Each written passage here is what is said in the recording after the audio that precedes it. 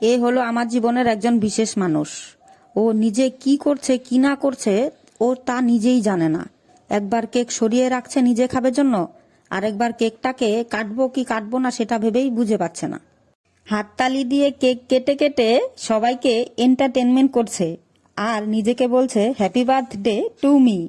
ওর কাণ্ড দেখে যখন আমরা সবাই হাসতে লাগলাম তখন ও লজ্জায় পড়ে কেকটা কাটলো। ওর জন্মদিনে ও এতটাই এক্সাইটেড ছিল যে ও কি করবে আর কি না করবে এটা ভেবেই ও দিশেহারা হয়ে গিয়েছিল। আর এক্সাইটেড হওয়াটাই স্বাভাবিক। একটি বাচ্চার কাছে তার জন্মদিনটা একটি স্পেশাল দিন।